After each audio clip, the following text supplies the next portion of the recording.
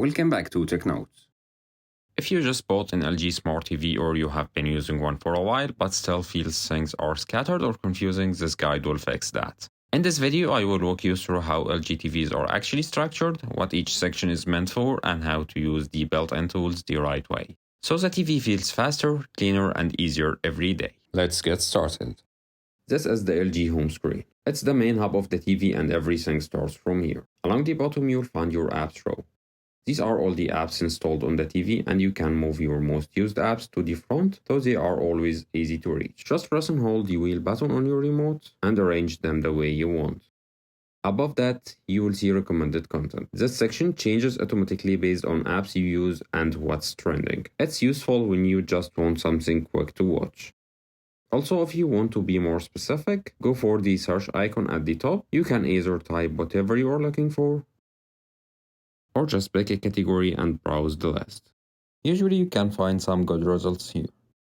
Back in the home screen, if you scroll down, you will find a list of useful gadgets. Starting with these shortcuts, access the home dashboard. Here are connection guide to hook your phone to the TV, AirPlay, Live TV if connected, and sound out controls. Below you have these sports alerts. This one is really cool if you are into football and sports. Life's Good app ain't that useful, just some recommended apps in games. Again, we have several content recommendations. And last, we have most visited sites on the web browser. And if you enjoy using any of these lists, you can bring it to the top. Just press the pen icon and select Edit Contents List. Then back your thing to the top. If you check back now, we have sports alerts at the top. Now let's talk about apps, because this is where most people actually spend their time. To install new apps, open the LG Content Store from the home screen. From here, you can download streaming apps, utilities, and system tools, also games. Pick the app you want. I will go for Quick Play Pro. Hit install in seconds, then launch. Once an app is installed, it appears in your apps row. You can move it, open it, or remove it anytime. If the TV ever feels slow, press and hold the back button on the home screen to see running apps.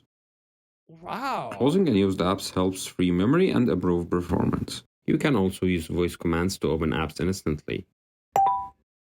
Open YouTube. Going to YouTube app. Next is the home dashboard.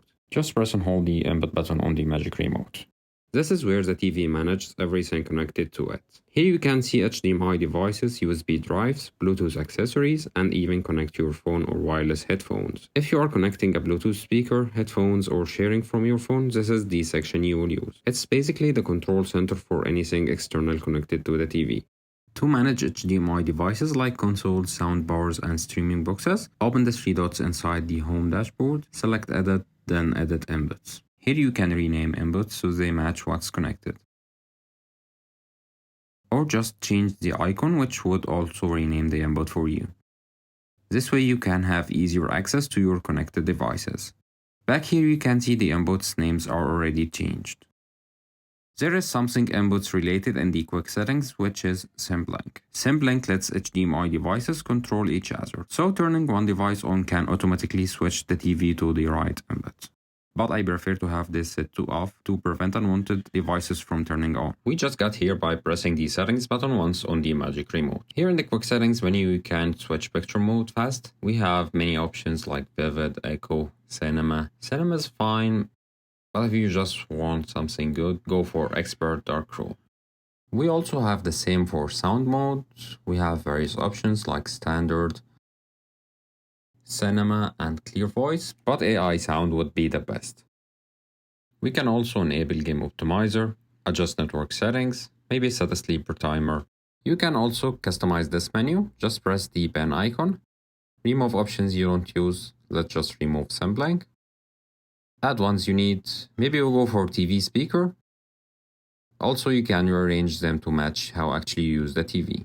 For deeper control, the default settings menu is where everything lives. Just press and hold the settings button on the Magic Remote or press the three dots on the quick settings menu to access the default settings menu. First, we have picture. Here we can also select mode, and we have the advanced picture settings, which is a full control over the picture settings. We have already done a full guide on this. You will find it on the channel, and I will leave the link in the description. Pretty much the same goes for sound. We also can select mode through here. And we have control over sound outs, meaning we can control Bluetooth devices or any connected sound device to the TV, either through HDMI or wireless. We also have advanced settings for everything related to sound and audio on the TV. And already I have a full guide on the channel. Also, I will leave the link for this in the description. And here under General, we have some core controls over the TV. First, we have AI service, AI brightness settings. This is simply about adjusting the brightness of the TV. If you have various ambient lights going up, going down, this one would be nice because it would just adjust the brightness of the TV based on the ambient light. Also AI sound, which is a very useful AI feature on the TV because it just will have a high impact on the sound, right? And you will absolutely feel the difference. AI acoustic tuning, this one adjusts sound based on the ambient sound around the TV, but this one actually uses the mic on the magic remote. I just don't feel right to turn this one on. We want to find something of use under voice recognition help and settings. Now we go for AI recommendations. Now just leave smart tips on because it just won't hurt and sometimes it gives some useful tips. Also turn expects on if you are into content recommendations and you like seeing content recommended to you. Game optimizer settings would only be accessible if you have an HDMI device connected to the TV. Program settings would only be useful if you use antenna or live TV. I'll just skip this.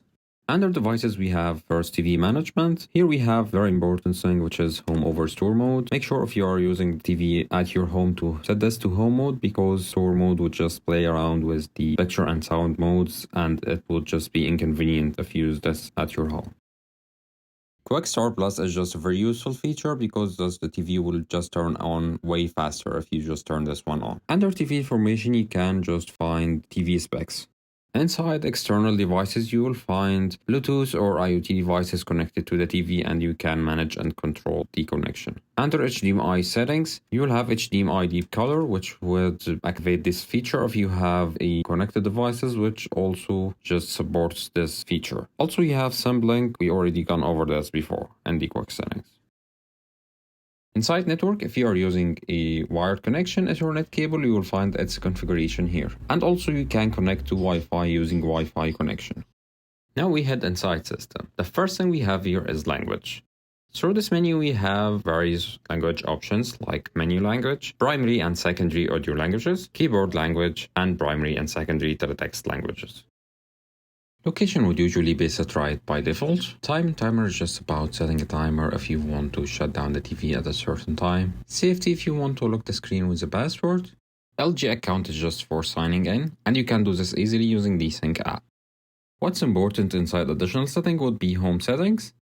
As through here you can use the bar on screen, set it to home as it is or just switch it to the last input if you just want to pick up where you left. Also, you can turn off content recommendations if you don't like ads. The same goes for screensaver promotions. Inside pointer options, you can control pointer speed and size. And if you just decided that you don't want ads, also you should reset ad ID and activate limit ad tracking. And to fully disable ads, you should just turn off Live Plus. Last thing we have here is support. And the most important part of this list is just to make sure that the software is up to date. Go inside the software updates and make sure to enable auto updates and check for updates. Now no updates found, we are good to go. And if you want to save some power, just go inside the energy saving and activate energy saving step. This only manipulates brightness to save energy. And also you can set a minimum brightness. And a very handy feature we have down here is the screen off. This one would be very useful if you just want sound from the TV if you're playing a podcast or something audio only. This would turn off the display without turning off the TV.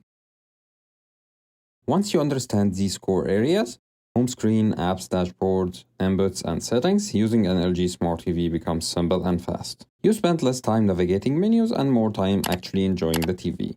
If this guide helped, leave a like and subscribe for more LG TV tips. I will see you in the next one.